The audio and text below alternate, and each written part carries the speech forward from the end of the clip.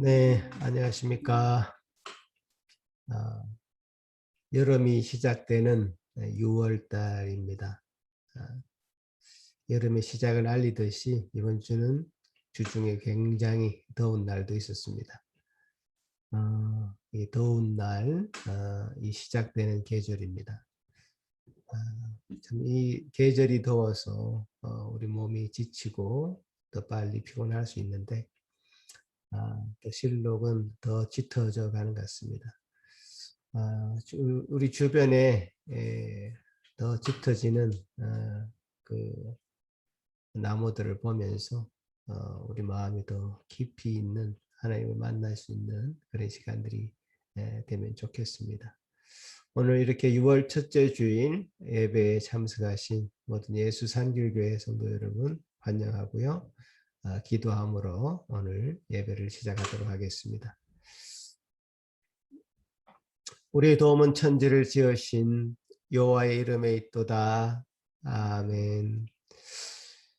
은혜가 풍성하신 하나님 아버지 감사합니다. 오늘도 주의 은혜로 우리가 말미암았고 주의 은혜로 우리가 숨쉬고 있으며 주의 은혜로 이렇게 예배의 자리에 모일 수 있도록 하신 것 감사드리오며 호흡이 있는 자마다 여호와를 찬양할지어다 하신 그 명령처럼 우리 모든 호흡으로 우리 모든 인생을 들여 예배하는 이 시간 되도록 도와주시옵소서. 감사하옵고 예수님 이름으로 기도합나이다.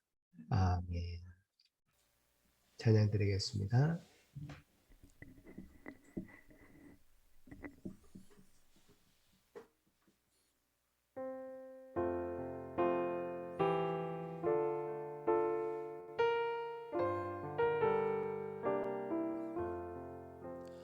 영광의 왕께 다 경배하며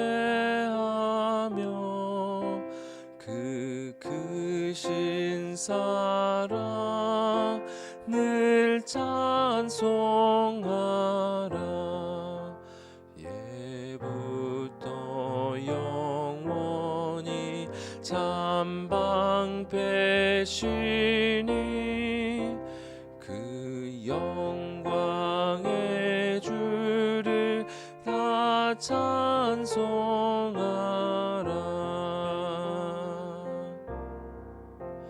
능력과 은혜 다 찬송하라.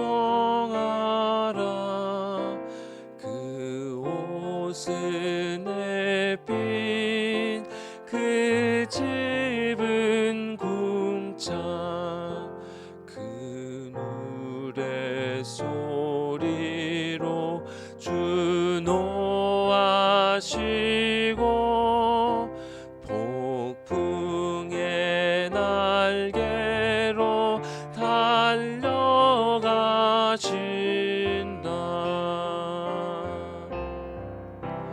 저 아름답고 놀라운 일이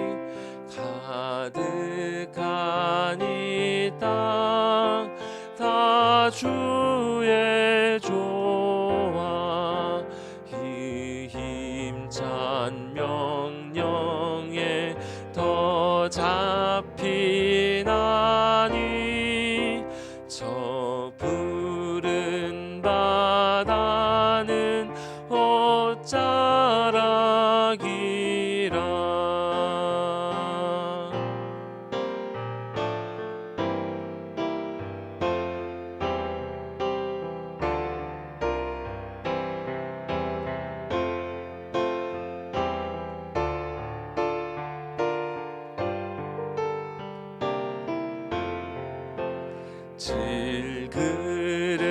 질그릇같이 연약한 인생 주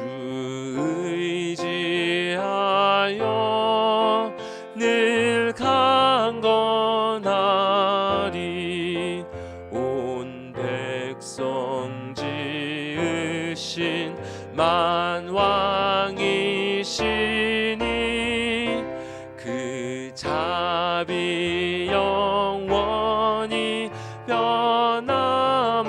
없어라.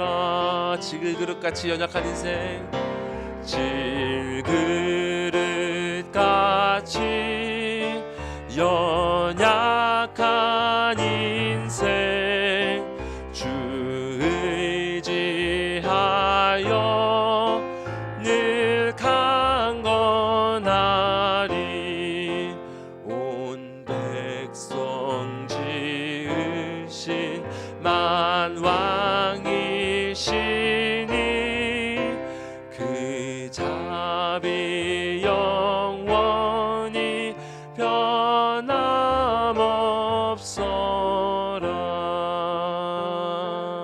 아멘.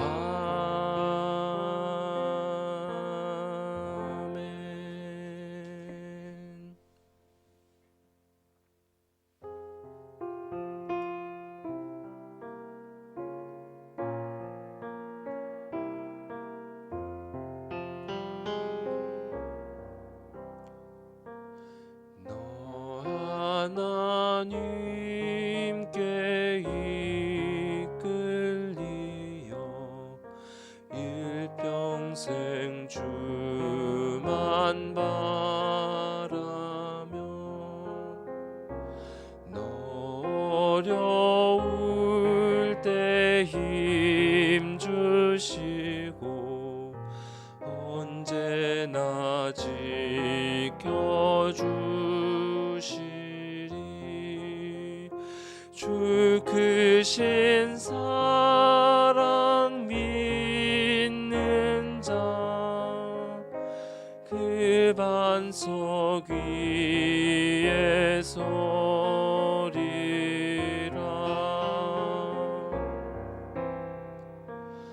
너 설레는 맘 가다듬고 희망 중 기다리면서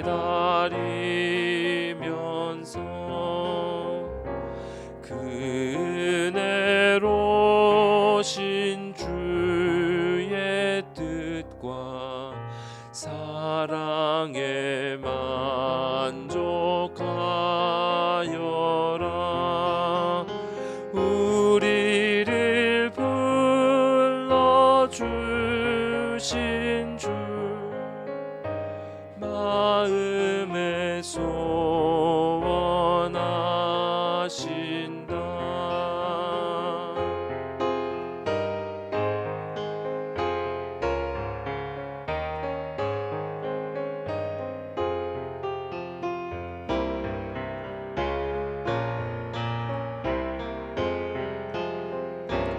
주 찬양하고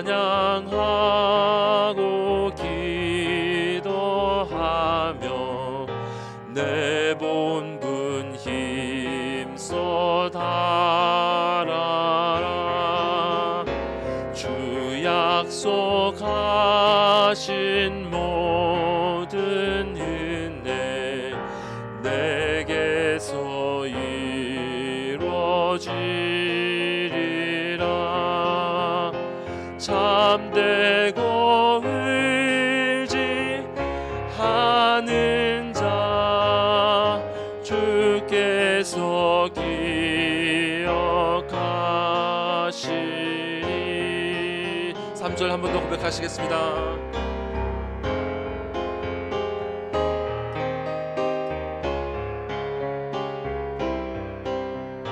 내 본분 힘써 다하라.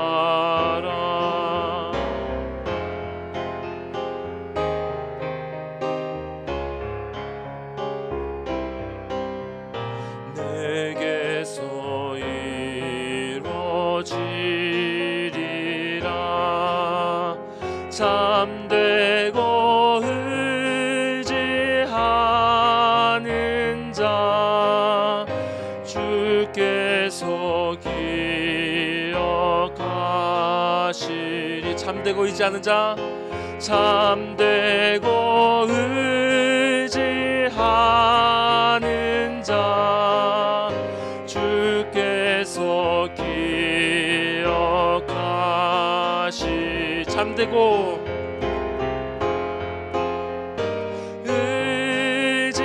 하는 자 주께서 기억하시리.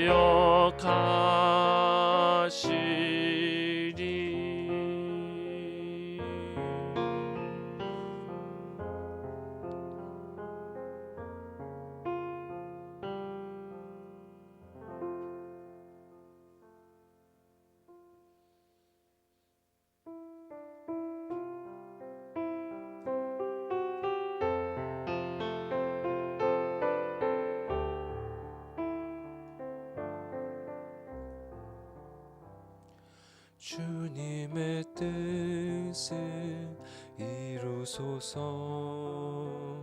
고요한 중에 기다리니 진흙과 같은 날 빚으사 주님의 형상 만드소서.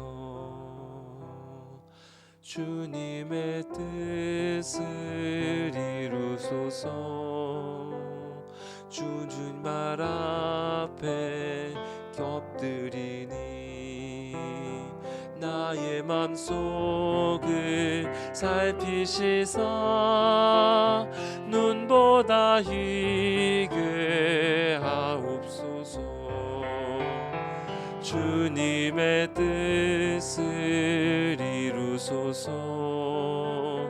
병들어 몸이 피곤할 때 권능의 손을 산에 펴사 강건케 하여 주옵소서.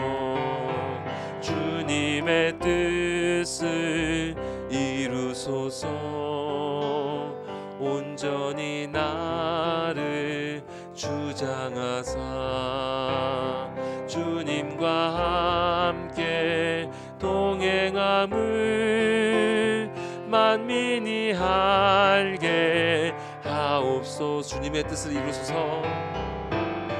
뜻을 이루소서. 온전히 나를 주장하사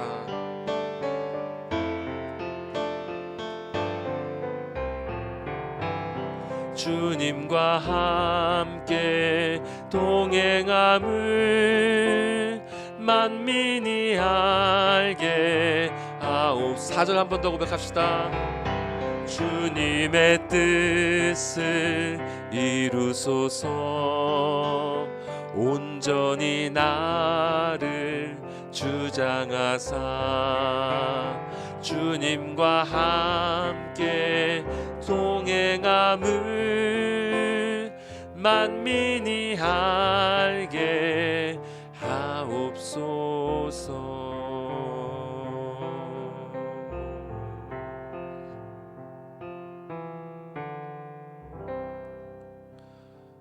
이 시간 우리 마음을 다하여 오늘 예배를 위해서 주님께 기도하시겠습니다. 주님, 지난 시간 우리 마음속에 쌓여있던 또 우리 안에 어둠 속에 숨어있던 그 죄를 이 시간 주님께 회개하옵나이다.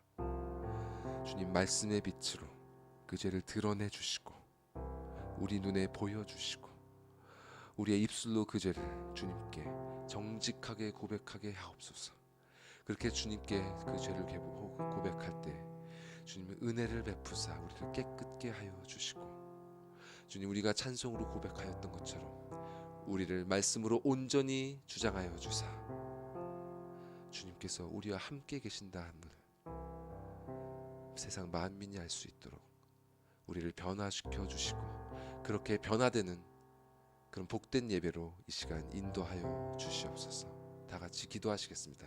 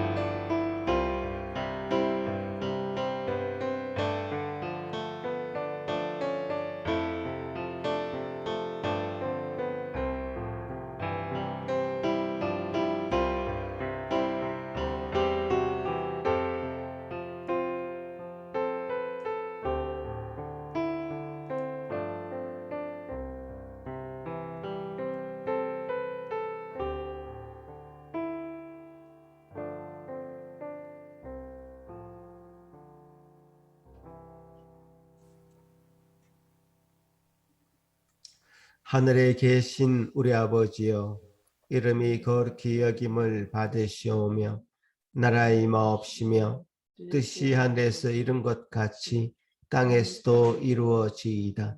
오늘날 우리에게 일용할 양식을 주옵시고 우리가 우리에게 죄 지은 자를 사하여 준 것 같이 우리 죄를 사하여 주옵시고 우리를 시험에 들게 하지 마옵시고 다만 악에서 구하옵소서. 대개 나라와 권세와 영광이 아버지께 영원히 있사옵나이다. 아멘. 106편 교독하시겠습니다.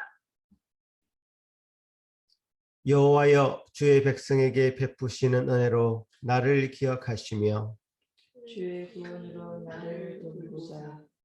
내가 주의 택하신 자가 형통함을 보고 주의 나라의 기쁨을 나누어 가지게 하사 주의 유산을 자랑하게 하소서. 우리가 우리의 조상들처럼 범죄하여 살인하며 악을 지었나이다. 우리의 조상들이 애굽에 있을 때에 주의 기이한 일들을 깨닫지 못하며 주의 크신 인자를 기억하지 아니하고 바다 곧 홍해에서 기억하였나이다. 그러나 여호와께서는 자기의 이름을 위하여 그들을 구원하셨으니 그의 큰 권능을 많이 알게 하려 하심이로다. 이에 홍해를 꾸짖으시니 곧 마르니 그들을 인도하여 바다 건너가기를 마치 광야를 지나감 같게 하사 그들을 그 미워하신 자의 손에서 구원하시며 그 원수의 손에서 구원하셨고 그들의 대적들은 물로 덮어심에 그들 중에서 하나도 살아남지 못하였도다. 이에 그들이 그의 말씀을 믿고 그를 찬양하는 노래를 불렀도다. 아멘. 이 시간 김민정 사모님 예배를 위해서 기도하실 때에 다 같이 기도하시겠습니다. 내가 확신하노니 사망이나 생명이나 천사들이나 권세자들이나 현재일이나 장래일이나 능력이나 높음이나 깊음이나 다른 어떤 피조물이라도 우리를 우리 주 그리스도 예수 안에 있는 하나님의 사랑에서 끊을 수 없으리라. 하나님 아버지, 분주했던 5월을 지내고 6월을 맞아 새로운 마음으로 예배 자리에 나오게 하심을 감사드립니다. 이 자리에 모일 때 예배를 사모하는 마음과 말씀을 기대하는 마음으로 나왔습니다. 오직 주님만이 영광 받으시는 예배 되게 하여 주시고 예배하는 각 가정에 주의 은혜로 임하여 주시옵소서. 특별히 6월은 우리 아이들이 한 학년을 마치는 시기입니다. 한 해 동안 코로나로 인해 새로운 학교 생활에 적응하느라 긴장하기도 하고 두렵기도 했고 익숙하지 않은 마스크를 착용하고 제한된 학교 생활을 하느라 어려웠지만 우리 모두를 지켜주신 은혜에 감사드립니다. 그 속에서 함께하는 방법을 찾아가며 애씀으로 아이들의 학교 생활이 지속될 수 있도록 수고하신 선생님들과 모든 분들에게 주님의 축복과 은혜가 함께 하시기를 기도드립니다. 하나님, 산길교회 가운데 말씀의 은혜가 더욱 풍성히 넘치게 하여 주셔서 모든 성도들이 공고한 삶의 자리에서 오직 예수 그리스도의 십자가만을 자랑하며 그 복음의 능력으로 살아가는 믿음의 공동체 되게 하여 주시옵소서. 또한 이 자리에 모인 성도들을 위해 날마다 기도하며 말씀을 전하시는 목사님과 전도사님의 가정을 주의 은혜로 인도하셔서 매일의 일용할 양식을 채우시며 하나님과의 친밀한 교제가 더욱 깊어지게 하여 주시옵소서. 이제 말씀을 듣는 시간입니다. 목사님을 통해 진리의 말씀만이 선포되게 하여 주시고 그 진리의 말씀이 한 주간에 우리의 삶을 일으키고 채우는 살아있는 말씀 되게 하여 주시옵소서. 예수님의 이름으로 기도드립니다. 아멘.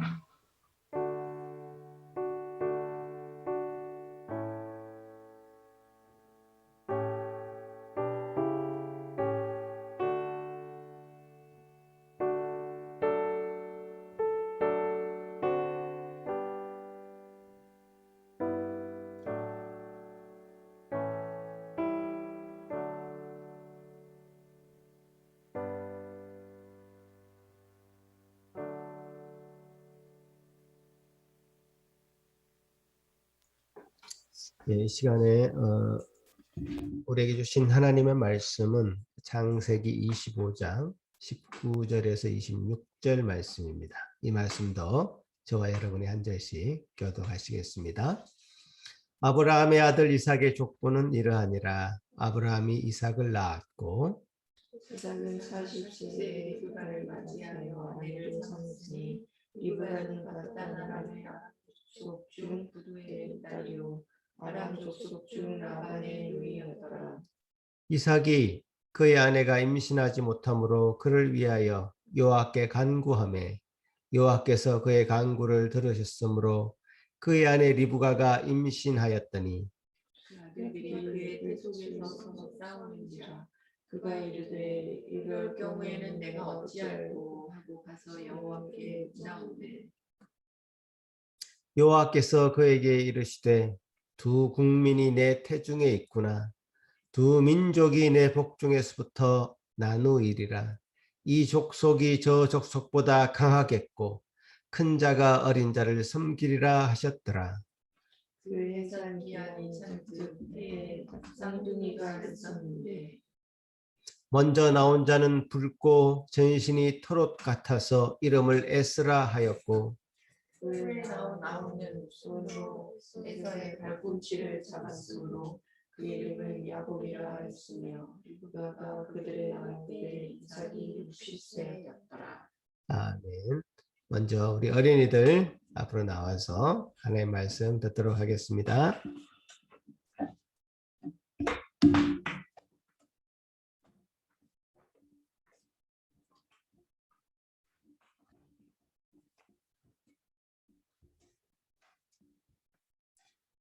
자, 우리 어린이 여러분 한 주간도 건강하게 잘 지냈지요? 우리 지난주에 보내준 그림을 먼저 우리 함께 보도록 할게요.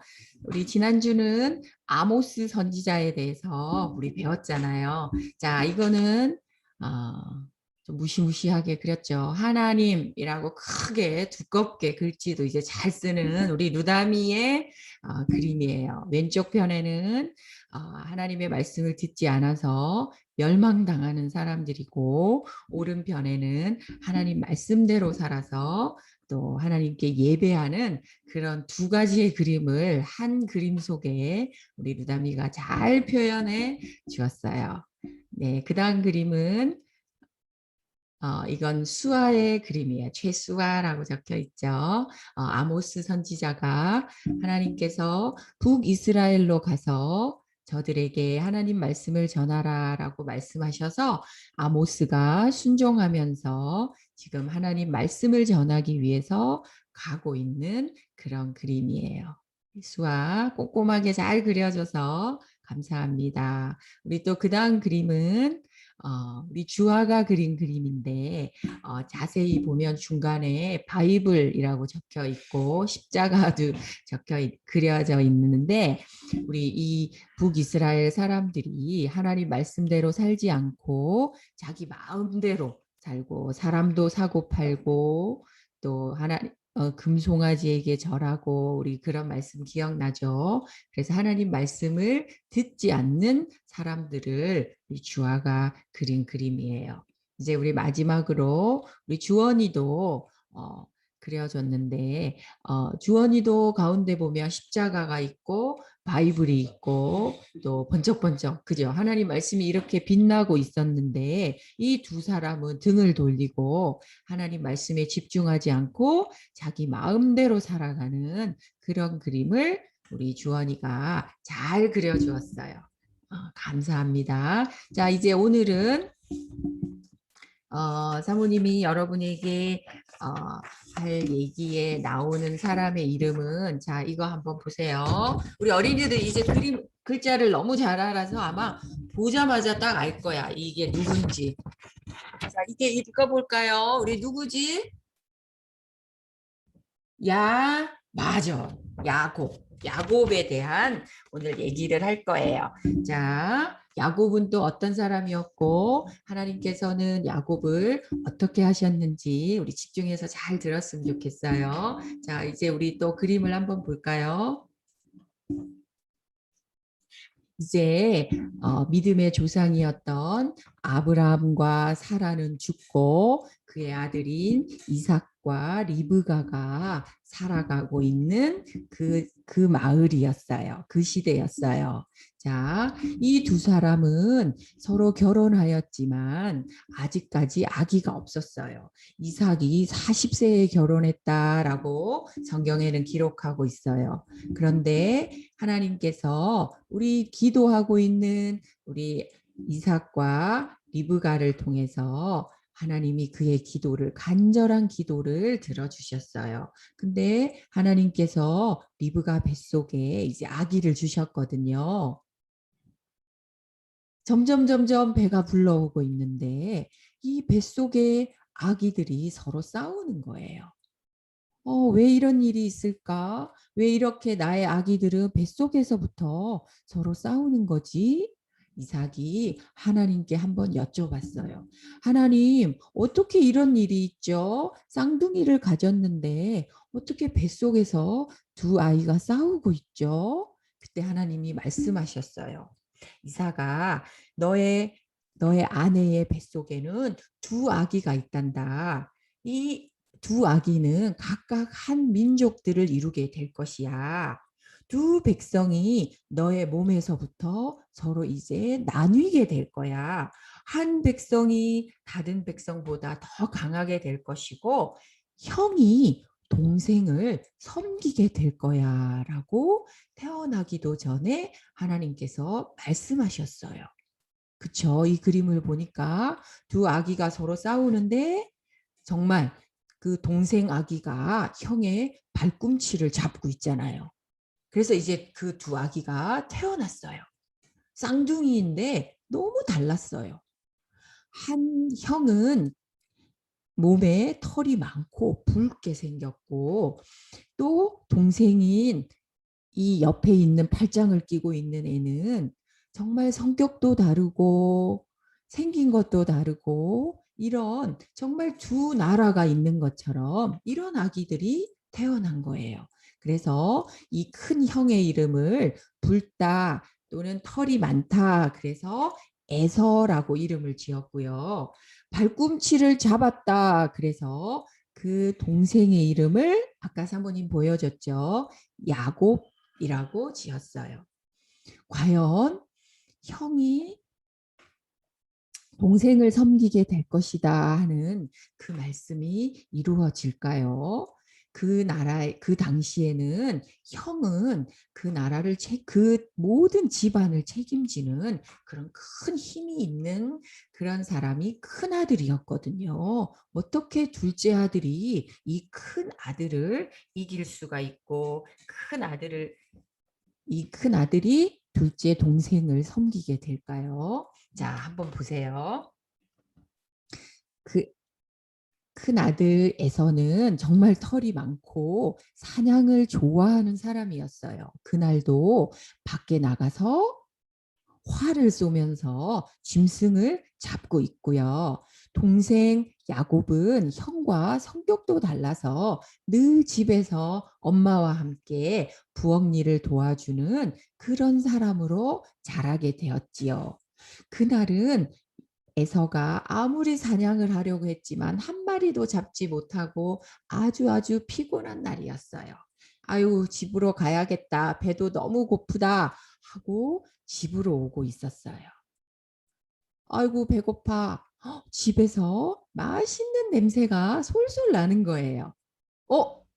동생 야곱이 붉은 죽을 끓이고 있었어요. 어디에 보면 팥죽이라고도 해요.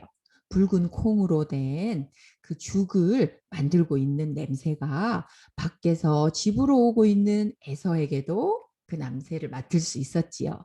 아이고 배고파. 야곱아. 내가 지금 너무 배가 고픈데 너가 끓이고 있는 그 팥죽 한 그릇을 나에게 줄 수 있겠니? 라고 동생에게 부탁했지요. 그런데 이 동생 발꿈치를 잡고 태어난 어쩌면 남을 좀 속이기도 하고 이기려고 하는 이 야곱은 옳지 기회가 왔어. 나는 늘 형이 가지고 있던 큰 아들로서의 그 파워가 나는 늘 부러웠거든. 잘 됐다 하고 속으로 생각하고는 형에게 팥죽 한 그릇을 주면서 그냥 준 것이 아니라 형에게 이런 부탁을 했어요. 형, 내가 형에게 팥죽을 줄 건데 형이 가지고 있었던 큰아들로서의 그 권리를 나한테 줘. 그 약속을 하면 내가 팥죽을 줄게. 라고 얘기했어요. 큰아들 에서는 성경에 보면 그 맏아들로서의 권리를 소홀히 여겼다라고 성경은 기록하고 있어요. 그래? 너 가져. 지금 배고파 죽겠는데 맏아들이면 어떻고 작은 아들이면 어떻고 이 권리가 뭐가 소용이 있단 말이야. 너 가져. 하고 그 권리를 소홀히 여기면서 팥죽 한 그릇에 그 동생에게 그 권리를 줘버린 거예요. 벌컥벌컥 팥죽을 마시고 있는 그 그림이지요. 자, 성경은 이 내용을 자세하게 기록하고 있어요. 아마 여러분도 이렇게 생각할 수 있어요. 이상하다. 두 아들이 태어나기도 전에 엄마 뱃속에 있었는데 어떻게 한 사람에게는 복을 준다고 말씀하시고 한 사람은 동생을 섬기게 될 것이라고 하나님께서 말씀하실 수가 있지? 그건 언페어한 거 아니야? 아이들이 뱃속에서 무슨 착한 일을 한 것도 아니고 그렇다고 해서 나쁜 일을 한 것도 아닌데 어떻게 하나님은 야곱을 택하시고 에서를 택하지 않을 수가 있지? 어떻게 하나님이 그럴 수가 있어? 라고 속으로 생각할 수 있어요. 사모님도 그런 생각이 들었는걸요? 아니 어떻게 그럴 수가 있어? 그 당시에는 큰아들이 그 모든 집안을 다스리는 거지? 라고 생각했거든요. 근데 로마서 말씀에 보면 이런 말씀이 있어요. 하나님이 야곱을 택하고 에서를 택하지 못하는 그런 힘이 하나님에게는 없단 말이니 너는 왜 야곱을 택했어요? 라고 너 말할 수 있니? 라고 하나님이 말씀하시면서 이런 예를 드셨어요. 그릇을 만드는 사람이 있는데 내가 그릇을 만드는데 오늘은 컵을 만들어 볼까? 하고 이렇게 컵을 만들 수도 있어요. 그리고 이렇게 작은 그릇을 만들어 볼까? 하고 작은 그릇도 만들 수 있어요. 오늘은 내가 이 흙으로 큰 그릇을 만들어서 국을 먹는 사람들에게 이 그릇에 국을 먹도록 하면 좋겠다라고 그릇을 만드는 사람은 이렇게도 만들 수도 있고 저렇게도 만들 수도 있고 큰 접시를 사모님이 오늘 모든 그릇을 다 가지고 왔어요. 작은 접시를 만들 수도 있고 큰 접시를 만들 수도 있어요. 그런데 접시들이 왜 저는 이렇게 조그만한 걸로 만들었어요? 큰 그릇을 만들어 주시지 하고 말할 수 있겠느냐? 그 그릇을 만드는 사람에게 그릇들이 말대꾸를 할 수 있느냐라고 하나님의 그 주권, 하나님의 선택을 말하면서 그릇을 만드는 사람으로 비유하셨어요. 그렇죠? 그릇들이 저는 왜 컵으로 안 만들고 접시로 만드셨어요? 그렇게 말대꾸할 수 없어요. 그릇들은 자기가 만들어진 것에 따라서 그 주인이 쓰시는 대로 컵은 컵대로 물을 마실 수 있는 것에 쓰임을 받으면 되고요. 접시는 접시대로, 대접은 대접대로 쓰임을 받으면 되는 거죠. 어째서 나를 이렇게 만들었죠? 라고 말대꾸를 할 수 없어요. 그런 것처럼 아마도 야곱과 에서를 성경이 자세하게 기록하고 있는 것은 하나님은 하나님의 뜻대로 하나님의 선택하신 대로 이 모든 역사를 내가 주관한다라는 것을 말씀하시기 위해서 야곱과 에서의 이야기를 이렇게 자세하게 말씀하신 거예요. 그렇다고 해서 에서를 하나님이 싫어하시고 버리시느냐? 아니에요. 하나님이 끝까지 기다려 주시고 돌아오기를 인내하신다라고 성경은 기록하고 있어요.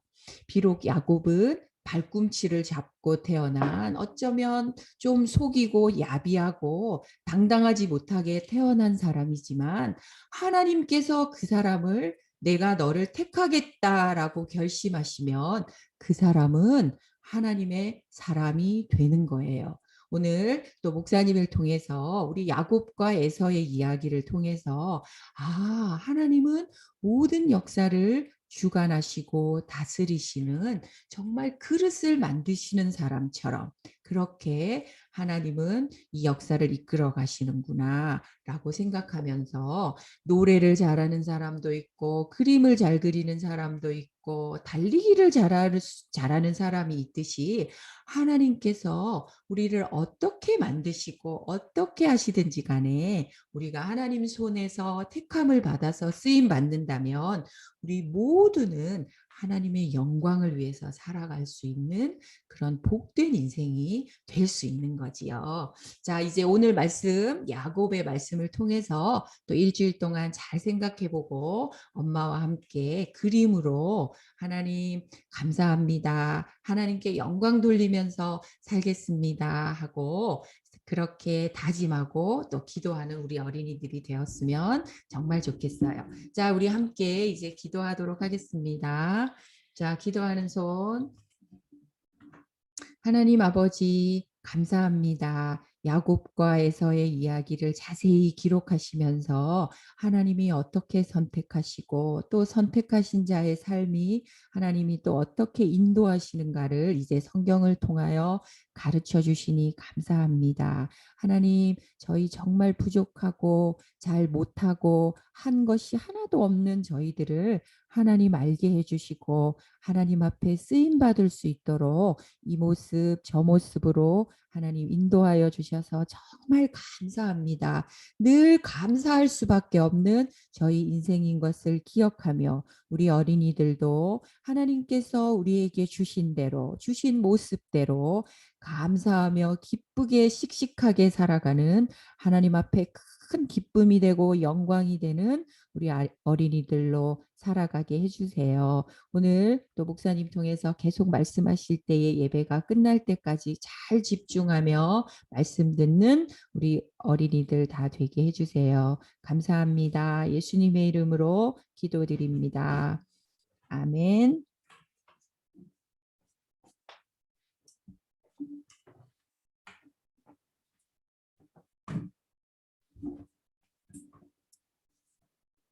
네. 말씀 잘 들었죠?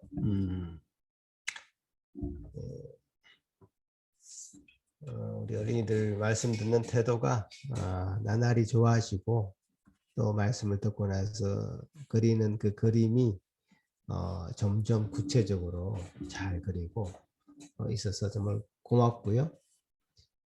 또한 이제 말씀이 이제 점점 좀 깊이 있는 말씀을 해도 좀 이해가 점점 넓어지는 그런 어린이들이 되기를 바랍니다. 특히 오늘 말씀은 여러분이 조금 더 깊이 있게 생각하고 또 이해해야 되는 그런 말씀인데 잘 이해가 안 될 수도 있어요.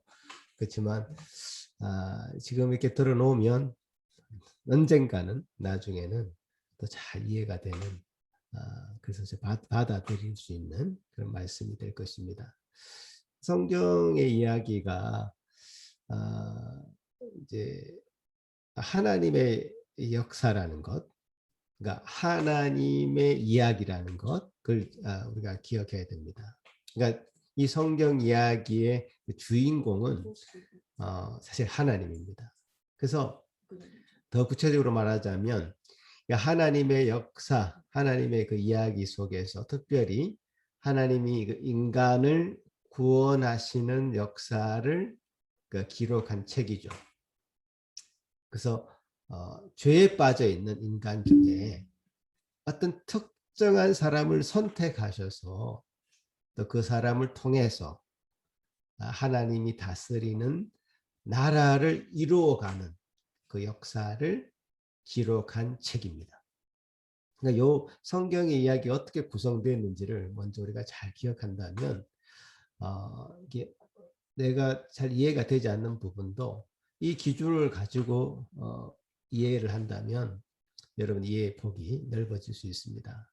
그러니까 이 성경을 제대로 이해하려면 먼저 하나님이 어떤 분이신지 알아야지 됩니다.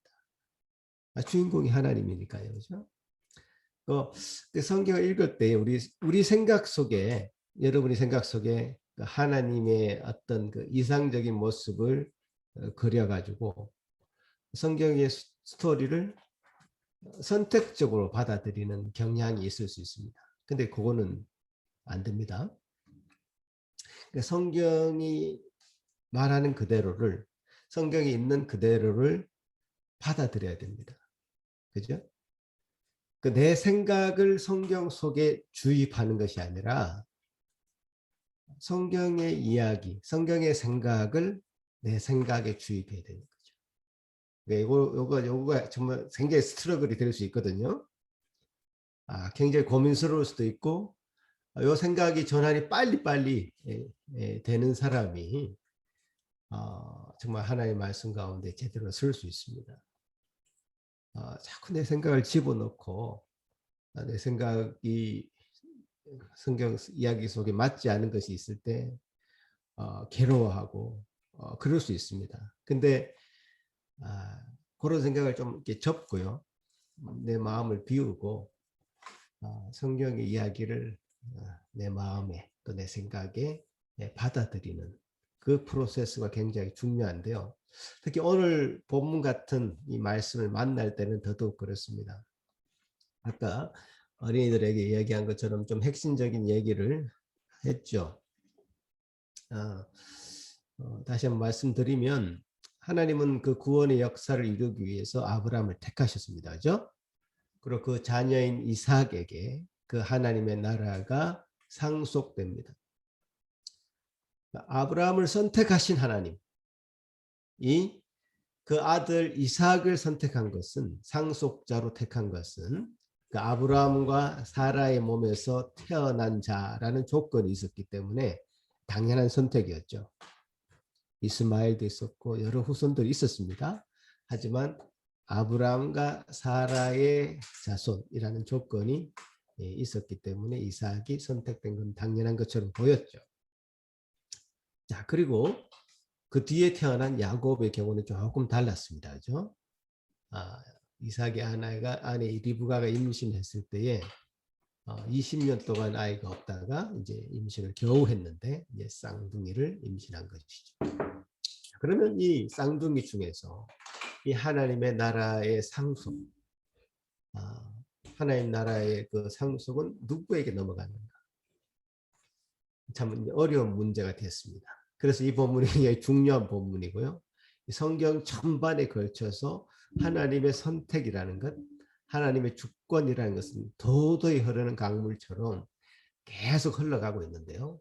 이 본문을 통해서 우리가 이 말씀을 통해서 하나님의 주권이라는 것이 얼마나 엄밀한 것이고 확고한 것인지 컨펌하는 그런 시간이 되면 좋겠습니다. 뭐 장자에게 가면 되겠지 이렇게 생각할 수 있죠. 그럼 장자는 당연히 에서겠죠. 근데 장자가 아니라 차자인 둘째 아들인 야곱이 그 하나님 나라를 상속하는 자로 하나님이 미리 선택하셨다, 예정하셨다라는 것이죠. 본문 23절에 여호와께서 그에게 이르시되 두 국민이 내 태중에 있구나, 두 국민이 내 복중에서부터 나누이리라. 이 족속이 저 족속보다 강하겠고 큰 자가 어린 자를 섬기리라. 야곱은 아깝게 발꿈치를 잡고 태어나면서 2등을 했습니다마는 하나님은 그 둘째 아들인 야곱을 미리 하나님 나라의 그 상속자로 삼으셨다라는 겁니다. 그래서 아브라함의 하나님, 이삭의 하나님, 야곱의 하나님이 완성되게 되는 것이죠. 그래서 이 본문은 참 하나님이 미리 정하시는 하나님의 예정이라는 주제가 아주 눈에 확 들어오죠. 인간의 의지와는 상관없는 하나님의 어떤 주권적인 선택이라는 것을 생각나게 만드는 본문이죠. 그런데 이런 하나님의 주권적인 선택 혹은 예정 때문에 사람들은 마음에 불만을 가득 품게 됩니다. 대충 이런 이야기들을 하죠. 하나님께서 미리 다 정해 놓으시면 우리 인간의 역할은 무엇인가? 그죠? 우리가 오늘도 이렇게 자유롭게 뭔가를 선택하면서 살아가고 있는데 이런 선택마저도 하나님이 미리 예정하셨는가? 그러면 우리는 로봇인가? 등등 이 예정에 관한 이야기만 나오면 입에 막 거품을 물고 항변하는 사람들이 많이 있습니다. 그렇듯이 우리는 우리 자신이 하나님을 선택해서 그분을 나의 주, 나의 하나님으로 인정하고 섬기고 싶지, 내가 선택을 당해서 어쩔 수 없이 하나님을 믿게 되었다는 것은 인정하기 싫어합니다. 인간의 어떤 자유의지, 영어로 하자면 free will과는 매우 상반되어 보이기 때문입니다. 그래서 오늘 제가 다소 이제 교리적으로 이 본문을 접근할 수밖에 없는데요. 이런 이야기 하려고 합니다. 하나님의 예정과 인간의 어떤 자유의지는 어떤 상관관계를 가지게 되는가? 또 하나님의 예정이 우리가 살아가는 삶의 현장에서는 어떻게 적용이 되는가? 이런 이야기를 해보려고 합니다. 오늘 굉장히 집중해서 잘 들으셔야 됩니다. 인간 측면에서 보면요, 인간이 가지는 자유 혹은 자유의지는 매우 소중합니다. 그렇잖아요. 자유롭게 뭐든지 하고 싶은 대로 하고 살아라. 이 말은 얼마나 우리가 듣고 싶어하는 말입니까? 지금 여러분 그렇지 않습니까? 지금 교회로 이렇게 모여서 뭔가를 어떤 공동체를 이루고 있는데 그것이 참 좋을 때도 있지만 어쩔 때는 우리를 얽매는 같은 그런 느낌을 받을 수 있습니다, 여러분. 심지어 가족도 그렇습니다. 가족으로 이 나를 얽매는 것 같고 이 사회에도 그렇습니다. 뭘 하지 말라는 것은 왜 그리 많은지. 예, 하지 마라. 벌금 막 딱지 떼고 말이죠. 하지 말라는 것은 어떻게 많은지. 왜 그런 것부터 우리가 자유로워지고 싶은 마음은 인간의 본성 가운데 분명히 있습니다. 그것에서부터 훌훌 벗어나서 그냥 마음대로 살고 싶은 그런 것들이 우리 인간의 마음에 있단 말이에요. 그 인간의 어떤 실존을 고민했던 그 유명한 그 실존 철학자 하이데거는 인간을 이렇게 정의했습니다. 인간은 툭 던져진 존재다. 인간은 툭 던져진 존재라는 겁니다. 그러니까 어떤 인간에게는 그런 어떤 목적성 같은 것이 있을 필요가 없다. 그래서 도덕적인 책임 같은 것을 가질 필요도 없다고 얘기했죠. 여러분은 이런 정의를 어떻게 생각하십니까? 인간에 대한 깊은 실존적인 고민을 많이 한 철학자들이 이런 류의 얘기들 참 많이 했습니다. 실존주의 철학자들은 인간의 의미를 찾기 위해서 이런저런 생각들을 참 많이 하는 사람들입니다. 심지어 그들은 지금 바로 이 자리에서 죽는 것이 인간의 의미를 가장 살리는 길이다 라고까지 얘기했습니다. 의미를 찾기 위해서 바로 자살하는 것이 인간의 의미를 가장 분명하게 확보하는 것이다. 그 자살도 자유단 말이죠. 이런 생각들이 사실 자유지상주의자들 에게는 참 합당한 말처럼 들리기도 하죠. 전도서의 기자 잘 아시죠? 솔로몬인데요. 그는 최고의 지혜자다라고 일컬음을 받던 사람입니다. 인생의 여러 가지 면을 다 보고 나서 그가 전도서를 쓰면서 고백했던 말이 있습니다. 헛되고 헛되며 헛되고 헛되니 모든 것이 다 헛되도다. 모든 것이 헛되어 바람을 잡으려는 것이다. 이렇게 고백했습니다. 인생을 관통해서 다 본 다음에 내뱉은 말이죠. 무엇이 우리 인간을 가장 의미 있게 하는가, 인간을 실존하게 만드는가, 이런 것은 고대 철학자들부터 해서 지금 오늘날 실존을 살고 있는 저와 여러분이 가지고 있는 가장 큰 질문이요 고민인 것입니다. 자, 인간에게 주어진 자유는 정말 무엇일까? 어떤 것이 진정한 자유일까라고 하는 부분에 대해서 우리가 토론을 하려고 한다면 좀 많은 토론을 할 수 있을 것입니다. 그러나 오늘 그 주제를 토론할 수는 없고요. 이 내용과 연관된 하나의 말씀을 듣고자 합니다. 자, 결론적으로 말씀드리자면 인간의 생각하는, 추구하는 이와 같은 자유는 진정한 자유가 아니다라는 것입니다. 왜냐하면 인간은 의존성을 가진 피조물이기 때문입니다. 의존적이다. 인간은 의존적이다라고 한 이 명제를 누가 부인할 수 있겠습니까? 지으심을 받은 존재입니다. 누군가에 의해서 이 땅에 존재케 되어서 의존해야만 살아남을 수 있는 존재였습니다. 어릴 때는 완전히 의존할 수밖에 없었던 존재였죠.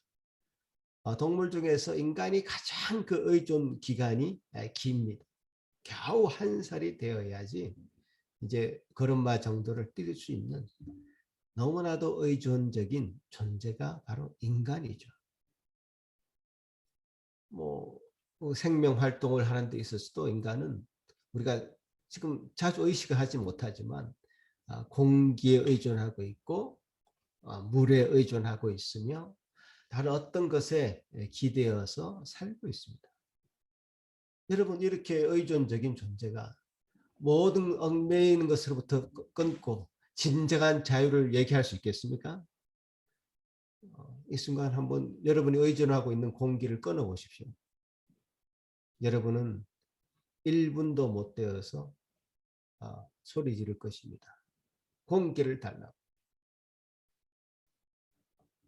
이렇게 이 전제 자체가 그러니까 인간은 참 자유로운 존재라고 하는 전제 자체가 성립이 되질 않습니다. 그것이 무엇이 되었든지 간에 어떤 것에 의존하고 살아가고 있다면 어떤 것에도 얽매이지 않는 진정한 자유는 원래 없었던 것입니다. 다만 어떤 것에 얽매이는가, 어떤 존재에 의존하는가가 중요한 문제고 테마이죠. 그래서 진정한 자유를 성경은 이렇게 말합니다. 그 진정한 자유는 바로 진리 안에서 확보할 수 있다. 진리를 알지니 진리가 너희를 자유케 하리라. 라는 이 말씀으로 우리 예수님은 우리에게 참 자유를 선언하셨습니다. 물고기가 물이라고 하는 그 진리 안에서 온전히 자유롭고 헤엄을 치고 다닐 수 있듯이 그 진리라는 그 목적성이 가지고 있는 그 진리의 그 목적을 향해서 나아가고 있는 그 피조물이 그 진리를 찾았을 때만 진정 그 안에서 자유를 누릴 수 있다는 뜻입니다. 자, 그럼 진리는 무엇입니까? 그럼 우리는 진정 자유를 얻을 수 있겠네 이렇게 말할 수 있습니다. 그렇죠. 우리가 이미 잘 알고 있듯이 바로 우리가 읽고 있는 이 성경 말씀이 바로 진리입니다. 큰 진리에 하나님이 우리에게 비춰주신 진리의 부분이다 이렇게 정확하게 말씀할 수 있습니다. 제가 왜 이렇게 말씀드리냐면 우리가 진리에 대해서도 우리가 매우 겸손한 태도를 가져야 되는데요. 우리에게 보여준 이 성경은 그야말로 진리, 하나님의 진리라고 하는 큰 것에서 우리가 이해할 수 있는 영역만큼 우리에게 소개된 것이죠. 그래서 사도 바울은 고린도전서 13장 12절에서 이렇게 얘기하고 있습니다. 고린도전서 13장 12절에서 같이 한번 읽어볼까요? 시작. 우리가 지금은 거울로 보는 것 같이 희미하나 그때에는 얼굴과 얼굴을 대하여 볼 것이요. 지금은 내가 부분적으로 아나 그때에는 주께서 나를 아신 것 같이 내가 온전히 알리라. 자, 진리에 대해서 겸손해야 될 이유가 바로 여기에 있습니다. 사도 바울조차도 거울을 보는 것 같이 희미하다 했습니다. 당시의 거울은 지금 우리가 보는 거울처럼 선명한 거울이 아니었고요.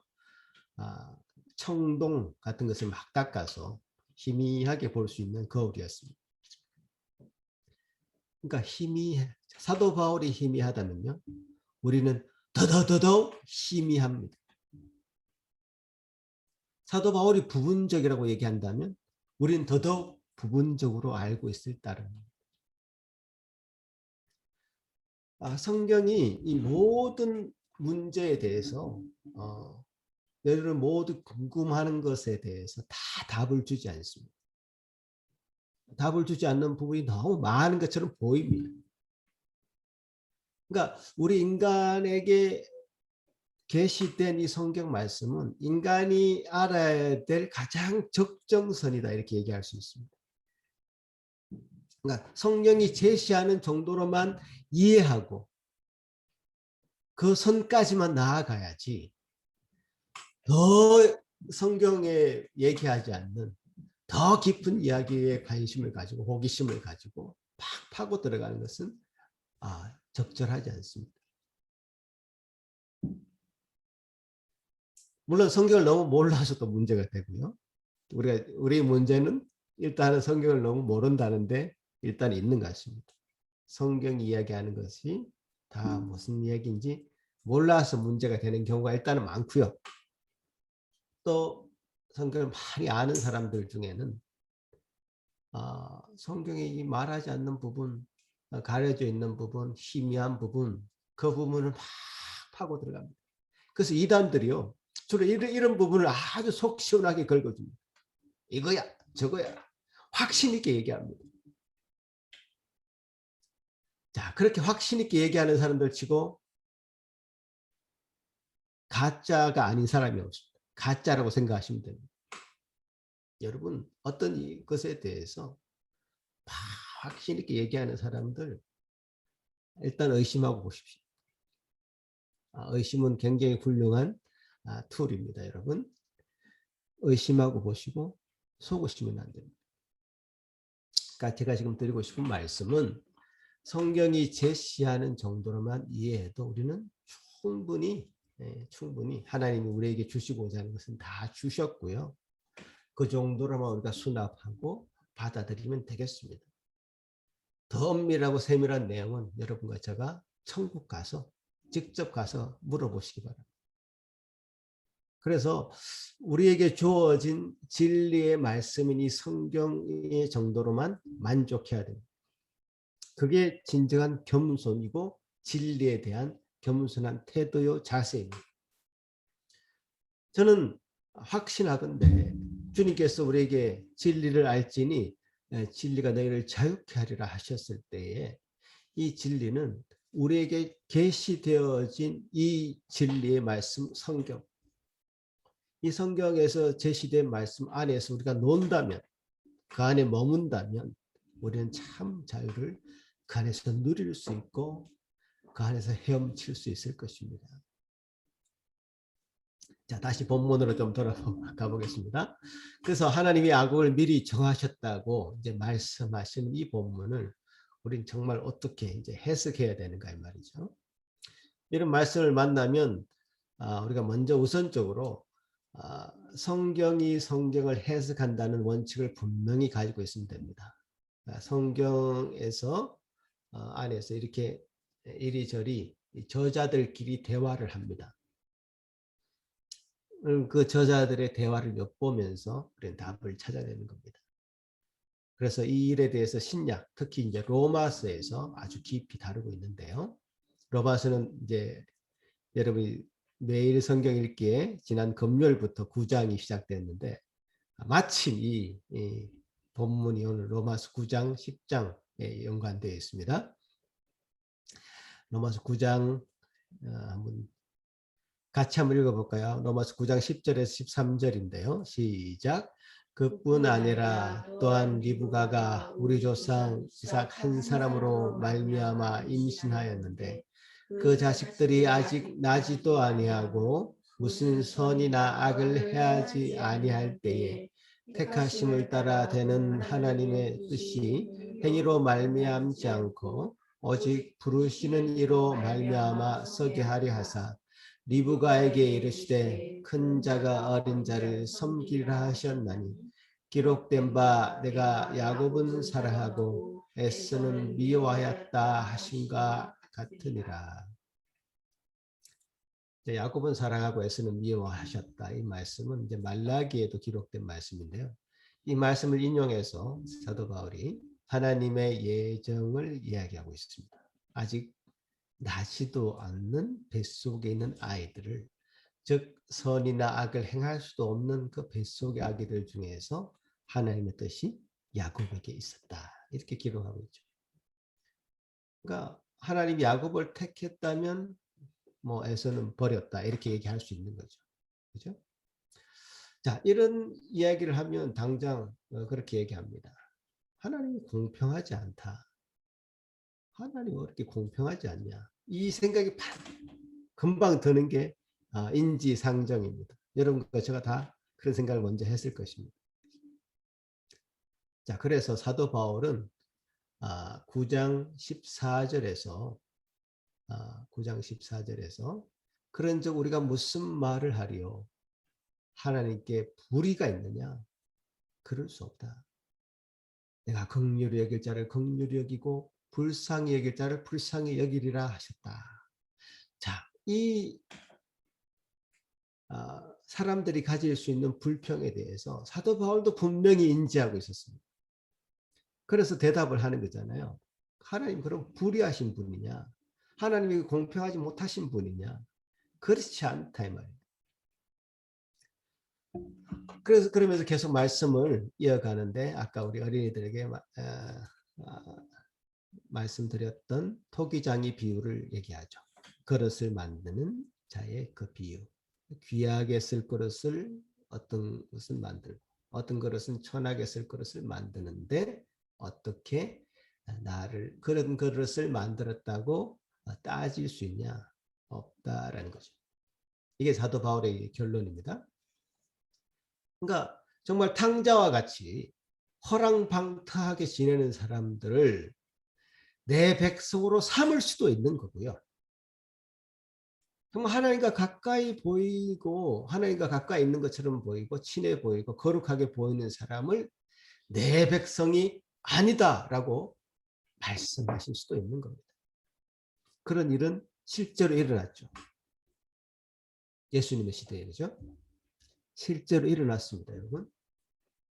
탕자의 비유에서도 분명히 그 이야기를 했고요.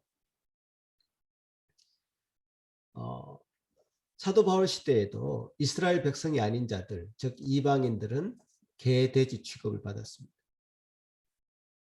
그런데 그런 자들이 믿음으로 의롭게 되고 하나님의 백성이 될 수 있었고요. 정작 이스라엘 백성들은 그들의 혈통, 또 전통 이런 것에 얽매여서 그들의 행위를 스스로 거룩하다고 생각한 그 생각이 그들을 거치는 돌이 되었다. 이렇게 사도 바울은 얘기하죠. 실제로 사도 바울 시대에도 이런 일이 일어났습니다.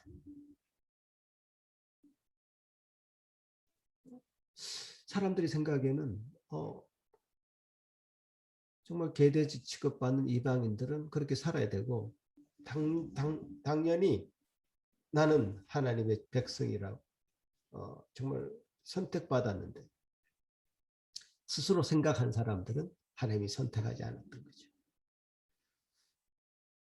그래서 이슈는 뭐냐? 오늘 이 사도 바울이 로마서 9장에서 얘기한 거는 우리의 모든 행위에 근거해서 하나님이 우리에게 구원을 주시는 것이 맞냐? 아니면 우리의 행위에 근거하지 않고 하나님의 예정과 선택으로 우리를 구원해 주시는 것이 맞냐? 이것입니다. 어떤 것이 성경의 지지를 받느냐? 더 정확하게 얘기하자면 어떤 생각이 더 성경의 생각이냐? 우리가 이것을 판단해야 되고요. 성경의 생각이라면, 성경의 생각이 이쪽이라면 여러분이 당연히 여러분 생각과 맞지 않을지라도 여러분 그것을 수납하셔야 됩니다. 자, 먼저 한번 보십시오. 우리의 행위에 근거해서 우리를 구원하신다면 우리가 어떻게 되겠습니까? 우리의 행위에 근거해서 우리가 구원을 받는다. 아무도 구원받을 사람이 없습니다. 우리는 우리의 의지로 선을 행하기보다는 악으로 나아가는 경향이 있습니다. 태초 인간이 어떤 성향을 가졌죠? 눈이 밝아졌다. 눈이 밝아져서 선악을 스스로 분별하려고 했단 말이에요. 스스로 선악을 분별할 수 있다는 것은, 분별하고 싶어 한다는 것은 자기 중심적이 된다는 겁니다. 자기가 유리하면 선이고 불리하면 악이 될 수 있죠. 그렇게 심판을 구부러지게 하는 일들이 이 세상에는 얼마나 많습니까? 이게 인간의 어떤 죄악성입니다. 인간의 측면에서 보자면 그것이 더 나아 보일 수 있습니다. 고상해 보일 수 있습니다. 인간의 측면에서는 행위로 내가 어떤 정당한 행위로 나의 어떤 자격으로 내가 어떤 것을 얻는다. 이것이 인간의 생각에는 합당해 보이죠. 그렇기 때문에 인간은 그렇게 정정당당하게 내가 구원을 받겠다. 나의 선행으로 내가 구원을 받겠다라고 하는 생각이 가득 차 있습니다. 아주 고상하게 보입니다. 여러분, 소돔이 멸망을 당할 때요. 롯이 그 가족들을 이끌고 나옵니다. 자, 빨리 도망가자. 곧 이 소돔성이 멸망당할 거야. 했을 때에 롯의 딸들이 있었는데요. 딸들의 그 배우자, 즉 사위들이 있었는데 사위들은 이 롯의 이야기를 농담으로 여겼다. 저 무슨 무식한 말을 저렇게 하나. 시대가 어느 시대인데 이게 멸망을 얘기하고 심판을 얘기하냐. 농담으로 여겼습니다. 그래서 그 농담으로 여겼던 그 사위들은 그 소돔성과 함께 멸망당하고 말았죠. 그러니까 심판에 대해서도 무시하고요. 스스로 고상한 척합니다. 그 심판 앞에서는 두려워 떨어야 정상입니다. 지옥 앞에서는 무서워해야 정상입니다. 예전에 박영선 목사님이 이런 말씀하신 것이 생각납니다. 당신은 왜 하나님을 믿습니까? 어떤 사람은 지옥 가기 싫었어요. 이렇게 얘기한단 말이에요. 근데 많은 사람들은 그렇게 대답하고 싶어 하지 않습니다. 좀 수치스럽다. 뭐 겨우 지옥 가기 싫어서 그냥 하나님 믿는다는 게 너무 이게 교양 없이 보인다. 그래서 조금 더 고상한 이유를 대고 싶어 한다는 거죠. 좀 그럴듯한 이유. 나 정말 이 세상에서 조금 더 나은 삶을 살고 싶어서 이런 뭐 등등의 이유를 댄다는 거예요. 그런 사람을 향해서 박영선 목사님이 뭐라고 말씀하셨냐면 당신은 꽝이다. 따라하십시오. 당신은 꽝이다. 이렇게 꽝이다. 심판 앞에서는 두려워해야 맞는 겁니다. 그러니까 구원받을 때조차도 인간은 자신이 더 고상하게 보이고 자신의 체면을 생각한다는 거예요. 인간의 어떤 자존심을 내세우려고 한다는 거예요. 그 자체가 문제인 거죠. 바짝 엎드려야 되는데, 낮아져야 되는데, 마치 배가 고파서 죽기 일보 직전인 그 거지는 지금 뭔가를 한 줌 입에 넣어야지 살아나는데요. 마치 그런 심정으로 거지가 구걸하듯이 하나님 앞에 바짝 엎드려서 살려달라고, 긍휼을 베풀어 달라고 손을 내밀어야 되는 그런 상황에조차도 자기 자존심을 내세운단 말이에요. 나는 선한 행위로 뭔가 내 자격을 갖추어서 구원을 받고 싶다. 이런 생각의 이면에는 자신이 인간이 버리지 못한 자존심이 자리 잡고 있다는 사실을 기억해야 되는 겁니다. 자, 그 반대로 우리 행위에 근거하지 않고 우리를 하나님이 창세전부터 예정하신 그 은혜로 선택하셔서 우리를 구원하신다는 것은 어떤 의미가 있습니까? 하나님 왜 이런 식으로 한 인간을 구원하실까요? 이렇게 인간을 구원하실 수밖에 없는 이유는 하나님 당신의 성품에 달려 있습니다. 하나님은 사랑이시기 때문에 그렇습니다. 여러분 조금 의외로 들리시겠지만 하나님은 사랑이시기 때문에 이렇게 할 수밖에 없습니다. 사랑의 근거가 되어서, 하나님의 사랑의 근거가 되어서만이 인간을 자유로 선택하셔서 구원하실 수밖에 없다는 겁니다. 세상에 어느 누구도 지금 다 멸망길로 달려가고 있고, 그 완전히 심판받을 그 불구덩이 앞에 놓여져 있고, 완전 낭떠러지 앞에 서 있는 그 인류의 모습을 기억해 보십시오.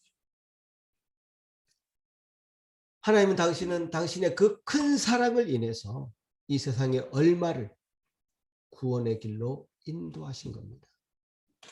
이방 나라 갈대아 우르에서 아브라함을 뽑아서 겨우 한 사람 택하셨고요. 겨우 그전에도 노아를 택하셨고요. 이 세상에 얼마를 택하셔서 구원의 길로, 구원의 나라로 인도하신 겁니다. 멸망의 길로 달려가는 인류에게 내버려 둘 수 없어서 내미시는 사랑의 손길임을 명심해야 되는 것이죠. 이런 하나님이 선하신 일에, 사랑의 일에 우리가 왜 하나님은 불의하시고 공평하지 않는 분으로 매도해야 되는 겁니까? 그건 우리 인간이 가지고 있는 어떤 관점 때문에 그렇습니다. 인간이 위에 있고 인간 위에는 아무도 없다는 교만에서 이런 생각이 출발하기 때문에 하나님께 이제 불평 불만을 하게 되는 겁니다. 이게 성경의 기록인데요. 이렇게 기록되어 있는 성경을 우리가 어떻게 다르게 해석할 수 있습니까? 다르게 해석할 길이 사실 없어 보입니다. 그럼에도 불구하고 여러분은 약간의 아직 의문이 이제 풀리지 않고 있다고 제가 보여지는데요. 그래서 이제 말씀 사역자가 이렇게 있는 것 같습니다. 그래서 하나님의 그 예정이 현실에서 적용될 때 어떻게 적용되는가? 하나님의 그 예정이 현실에서 적용될 때는 인간의 자유의지를 절대로 무시하지 않습니다. 우리는 인간의 어떤 자유의지가 무시당하고 그렇게 자유가 꺾인다고 생각하는데, 하나님의 예정은 그렇게 인간의 자유의지와 아주 오묘한 조화 속에서 우리 현실 속의 세계 속에서 적용이 됩니다. 자, 당장 이 창세기 이야기가 어떻게 흘러가는지 한번 이야기를 해보겠습니다. 야곱은 자신이 둘째이지만 장자권에 대한 생각을 버리지 못하죠. 그 장자권 정말 내가 잡아야 된다. 그 관심이 거기에 이제 꽂혀 있습니다. 그 에서가 한 번은 사냥을 하고 돌아와서는 배가 고파 죽을 때에 야곱에게 팥죽을 끓여주면서 그 장자권을 달라고 하죠. 에서는 당장 눈앞에 있는 그 밭죽을 먹고 싶어서 장자권이 대수냐 하면서 야곱에게 주어버리고 자신은 밭죽을 허겁지겁 먹게 되는 겁니다. 성경의 기록을 보면 에서가 장자권을 가볍게 여겼다 이렇게 딱 기록하고 있습니다. 그러다가 이삭이 죽기 전에 하나님의 나라를 상속할 그 에서를 불러서 이 별미를 만들어 오면 장자로서 받을 수 있는 축복을 하려고 하죠.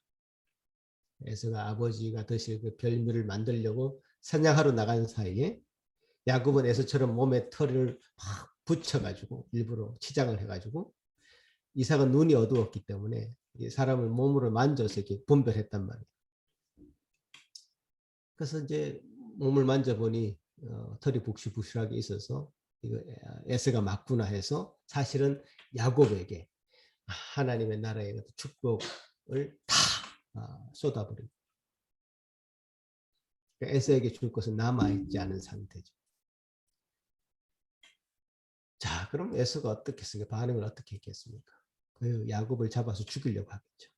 그래서 이 일을 알고 야곱은 그 자리에서 도망가게 됩니다. 저 멀리 어머니 리브가의 고향이었던 밧단 아람, 예전에 제가 한번 말씀드린 것 같은데 하란이라는 그 지역으로 멀리 도망갑니다. 그 에서가 따라올 수 없도록. 그래서 그 리브가의 그 동생, 그 삼촌, 야곱에게는 삼촌이 되겠죠. 라반의 집에서 계속 살게 됩니다. 거기서 한 20년 살게 됩니다. 자, 그 20년 살고 다시 이제 고향으로 이제 야곱이 돌아오면서 에서 만날 것을 너무너무 두려워하죠. 왜냐하면 자기가 한 짓이 있으니까요. 그래서 에서를 만나는 그 가고 오고 하는 과정이 성경에 굉장히 방대한 분량으로 기록되어 있습니다. 제가 다음 설교는 바로 이 부분 중에 에서를 만나기 전에 한 대목이 다음 설교가 될 것 같습니다. 자, 이렇게 하나님과 예정과 선택으로 사실 야곱을 상속자로 하나님의 상속자로 정한 이후에 이제 벌어지는 상황을 보면요. 야곱은 참 이 상속자가 될 만한 위인이 전혀 되지 못하는 것처럼 보입니다. 속이고 그 삼촌 라반 집에 가서도 뭐 아주 자기 욕심으로 가득 찼습니다. 자기 재산을 그래서 엄청 많이 불립니다.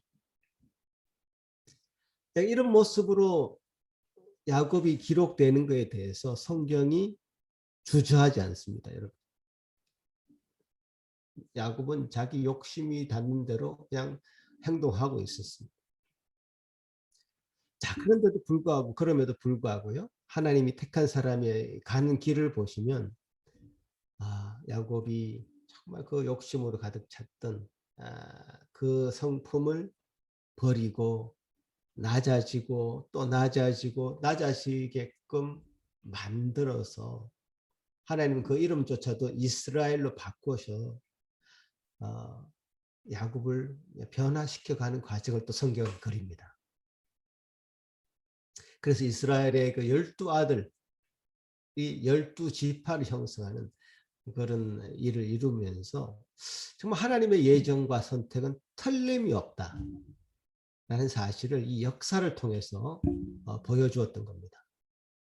우리 지금 이 역사를 우리가 몇천 년 전의 역사를 지금 보고 있기 때문에 역사를 통해서 이렇게 드러납니다. 우리는 우리 일상의 생활을 우리의 나름대로의 어떤 선택을 하면서 살아가고 있습니다. 그것은 우리의 자유의지에 관한 영역이죠. 하나님은 그것을 절대로 존중한다는 거죠. 인간의 자유로 선택한 의지마저도 하나님과 예정과 선택이 조화롭게 된다는 사실은 사실 우리가 잘 인지할 수 없는 어떤 신비의 영역에 속해 있긴 합니다. 어떻게 그렇게 메커니즘이 작용하지 잘 이렇게 이해할 수 없는 부분이긴 합니다. 그래서 제가 앞에서 말씀드렸잖아요. 이 거울을 보는 것처럼 희미한 부분이라고, 이 부분이. 그래서 이 희미한 부분은 신비의 영역으로 남겨둬야 됩니다. 이 부분까지 여러분 너무 세밀하게 파고들 수는 없는 것 같습니다. 말씀드렸죠? 하늘나라 가서 하나님께 직접 여쭤보시기 바랍니다. 그래서 우리 이 신비 앞에서 우리는 잠잠히 그분의 뜻을 따르고 순종할 수밖에 없는 것이죠. 네, 그래서 조금 더 적용하는 측면에서 웨스트민스터 신앙 고백서를 한번 제가 소개하고 싶은데요. 자, 이 웨스트민스터 신앙 고백서, 우리 교단이 고백하고 있는 신앙 고백서인데요. 하나님의 영원한 작정에 관해서 제3장에 기록되고 있고, 그 첫 번째 항에서 같이 한번 읽어봤으면 좋겠는데요. 같이 한번 읽어보겠습니다. 시작. 하나님께서는 장차 일어날 모든 일들을 영원 전부터 작정하셨는데, 이는 그 자신의 뜻에 가장 지혜롭고 거룩한 계획대로 자유롭고도 변치 않게 정하셨다. 그렇다 하여도 하나님은 죄의 조성자가 아닐 뿐 아니라 피조물의 의지를 억압하지도 않으시고 제2 원인들의 자유나 우연성을 제거하지 않으시며 오히려 확립하신다. 자, 하나님의 작정에도 불구하고 우리는 온전한 자유를 누린다는 겁니다. 하나님께서 이것을 허용하셨다는 뜻이죠. 우연성을 제거하지 않고 오히려 확립한다고 말씀하죠. 그래서 우리 어떤 이성으로 잘 이해가 안 되는 그런 부분이긴 하지만 신앙고백서는 분명히 피조물의 자유나 의지를 인정하시면서 하나님은 당신의 그 예정, 작정을 이루어 가신다. 이렇게 전가하고 있습니다. 또 다른 항을 한 번 더 보시면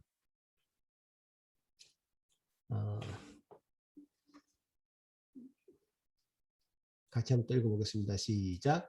하나님께서는 영생을 얻도록 예정한 자들 창세전에 선택하셨다. 이 선택은 하나님께서 자신의 영원 불변한 목적과 그 기쁘신 뜻 그리고 오묘한 계획에 따라 이루어졌으며 그리스도 안에서 그들로 하여금 영원한 영광을 얻도록 하기 위한 것이었다. 이는 전적으로 그의 거저 주시는 은혜와 사랑으로 말미암은 것일 뿐 장래에 있을 그들의 신앙과 선행에 대한 하나님의 예지와는 아무런 상관이 없다. 그러므로 우리는 하나님의 선택을 기억하며 그의 영원하신 은혜를 찬송하게 될 따름이다. 자, 한 번 더 보겠는데요. 8항 이어서 한번 다시 보겠습니다. 시작. 지극히 신비로운 이 예정 교리는 특별히 신중하고 주의 깊게 다루어져야 한다. 이는 성경에 게시된 하나님의 뜻을 지켜 순종한 사람들로 하여금 그 자신이 효과적으로 부르심을 받은 사실과 영생을 얻게 된 사실을 확신케 해준다. 그렇게 됨으로써 이 교리가 하나님을 향하여 찬송과 경의와 존경을 돌리게 하며 진정으로 복음을 순종하는 자들은 이 교리로 말미암아 겸손과 건면한 자세와 더불어 풍성한 위로를 받게 된다. 자, 풍성한 위로를 받게 된다. 이 예정 교리로 말미암아 우리는 하나님이 창세전부터 우리를 택하셨다는 이 사실에 대해서 우리 행위에 건가하지 않고 이 하나님이 택하셨다는 사실에 대해서 흔들릴 수 없는 이 진리에 대해서 우리는 견고한 마음을 갖게 되고요. 또 겸손한 마음을 갖게 되고요. 그런 말미암아 우리는 위로를 받게 되어 있습니다. 어떻게 우리를 위로를 받을 수 있습니까? 우리의 행위에 근거한다면 우리 행위가 그렇게 일관적으로 선행으로만 이루어져 있습니까, 여러분? 그렇지 않잖아요. 우리는 늘 악한 생각을 하지 않습니까? 거기에 우리 행위에 근거해서 구원이 이루어지는 것이 아니라 하나님의 선택으로 예정되어서 구원이 이루어졌다는 것은 우리에게 무한한 위로와 위안을 주는 말씀이죠. 그렇다고 해서 우리가 선택을 받았고 애정받았다고 해서 나는 천국 티켓 따냈네. 이제는 내가 개차반처럼 행동해도 상관없겠네. 이렇게 되는 것은 아닙니다. 사실 그것 때문에 문제가 되고 있는 거예요. 사람들이 나는 뭐 일단 다 선택받았고 선택받은 백성인데 나는 뭐 선택받은 백성이니 나는 뭐 회개할 필요도 없고 뭐 착하게 살 필요도 없고 이렇게 되는 것 그렇게 되는 것처럼 생각하는 사람들 때문에 이 예정 교리가 비판받고 있어요. 사실은 전혀 그런 뜻이 아닌데 이렇게 뭐라고 예수님의 신앙 고백에서 뭐라고 얘기하냐면 하나님을 향해서 찬송과 경의와 존귀함을 돌리게 되며 진정으로 복음을 순종하는 자들은 이 교리로 말미암아 겸손과 건면한 자세와 더불어 풍성한 위로를 얻게 된다.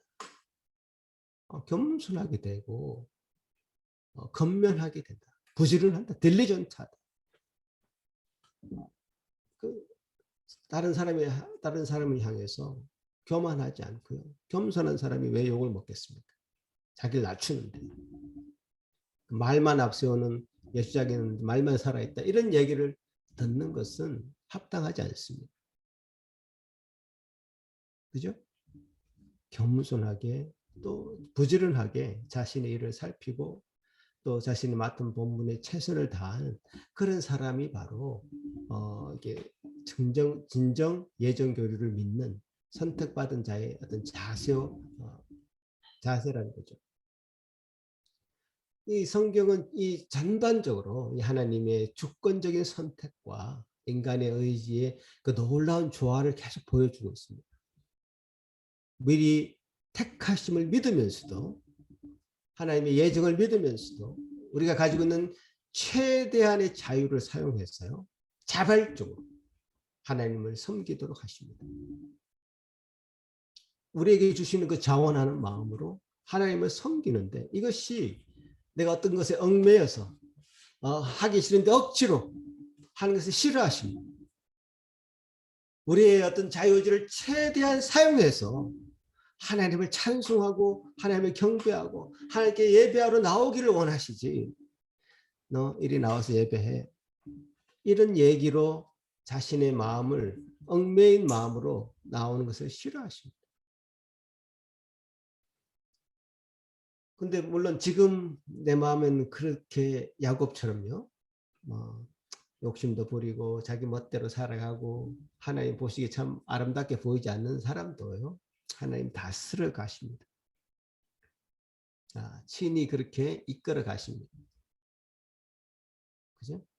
그것을 또 믿어야 됩니다, 여러분.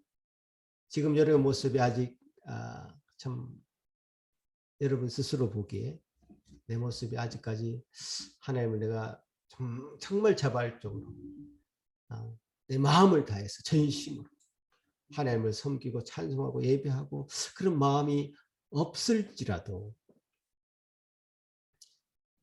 하나님은 택한 자의 그 모든 역사를 통해서 인생을 통해서 하나님의 택하심이 효력 있게 나타나도록 부르신다는 사실과 그래서 그 확신이 계속해서 그 인생을 걸쳐서 생길 수 있도록 도우십니다.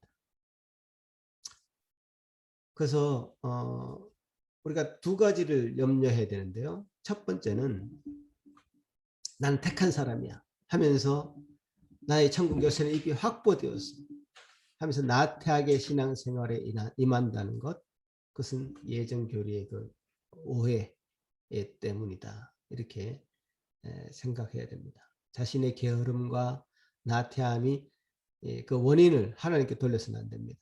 하나님 죄의 조성자가 아니죠. 하나님께 그 원인을 돌려서는 안 됩니다. 자신에게 있습니다. 그죠?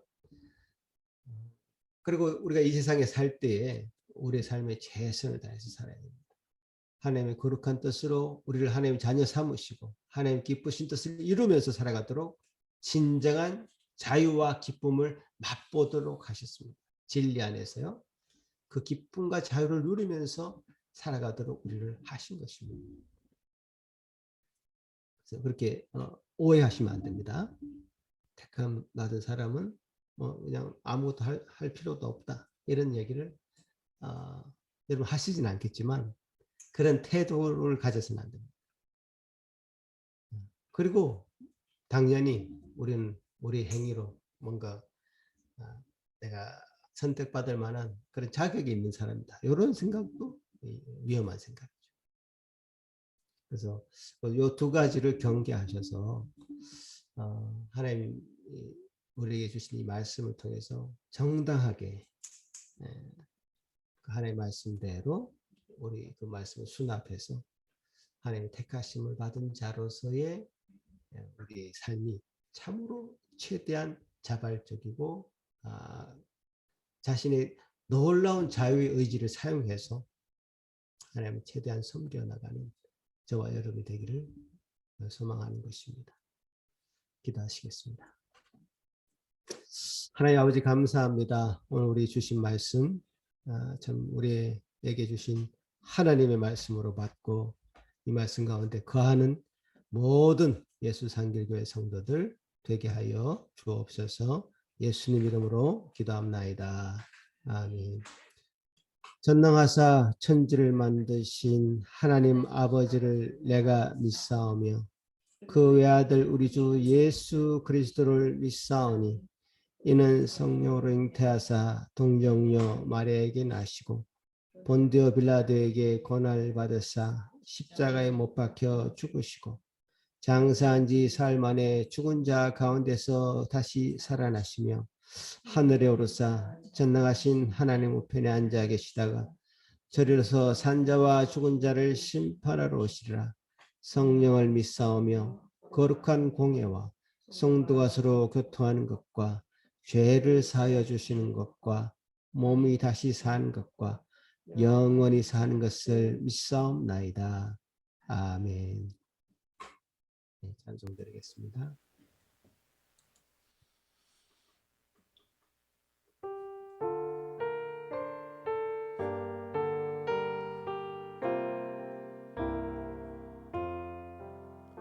저 높고 푸른 하늘과 수 없는 빛난 별들을 지으신 이는 창조주 그 솜씨 크셔라. 날마다 뜨는 대저태야 하나님 크신 권능의 만백성 모두 보라고 만방에 두루 비치네. 해지고 황혼기 뜰 때 동편에 달이 떠올라. 밤마다 귀한 소식을 이 땅에 두루 전하네. 행성과 항성 모든 별 저마다 제길 돌면서 창조의 기쁜 소식을 온 세상 널리 전하네. 엄숙한 침묵 속에서 물결이 이제 길 따르며 지구를 싸고 돌 때에 들리는 소리 없어도 내 마음 귀가 열리면 그 말씀 밝히 들리네. 우리를 지어내시니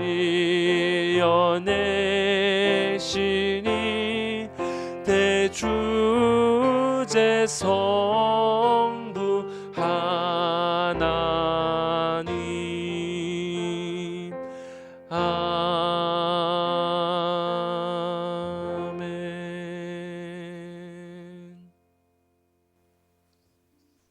우리를 사랑하시되 끝까지 사랑하시는 전능하신 하나님 아버지, 그 전능하심으로 모든 것을 미리 예정하시고 미리 선택하셔서 우리를 사랑하시는 그 마음으로 우리를 택하여 주신 은혜에 감사를 드립니다. 그 감사하신 한 마음으로 참으로 우리가 주님 앞에 나오게 하시고 우리에게 주신 그 예정된 일이 참 위로로서 우리 삶 가운데 우리 자리 잡을 수 있도록 도와주시옵기를 소망합니다. 아버지 하나님의 은혜를 따라서 예배로 영광 돌리며 주님 앞에 나온 모든 백성들의 그 예배를 받으시고 또 예물도 받아 주시옵소서. 또 우리의 삶의 현장을 함께하여 주시고 임마누엘 하나님 동행하여 주시옵기를 소망하옵고 감사하오며 예수님 이름으로 기도하옵나이다. 아멘. 예, 창세기부터 시작된 시리즈가 이제 25장, 다시 26장으로 갔다가 다시 25장으로 잠깐 왔는데요. 이 창세기 흐름, 성경의 흐름을 따라서 이게 역사적인 흐름을 따라서 하나님의 마음도 더 깊이 알아가시는 저와 여러분 되시길 바라고요. 오늘 말씀은 여러분 뭐 교리적인 좀 설교가 돼서 다 이해하기가 쉽지 않은 말씀인데요. 주중에 몇 번 반복해서 들으시면서 내 말씀의 깊이와 넓이를 더해 가시면 좋겠습니다. 기도하시겠습니다. 이제는 우리 주 예수 그리스도의 크신 은혜와 하나님 아버지의 무한하신 사랑하심과 성령 하나님의 위로하심과 교통하심이 이제 주께 택함을 받아 참으로 그 구원의 은혜를 마땅히 누리며 하늘로부터 오는 그 위로 안에서 기쁨과 감사의 생활을 하기를 원하는 여기 머리 숙인 모든 성도들 위해 그 가정 위에 지금부터 영원토록 함께 있을지어다. 아멘.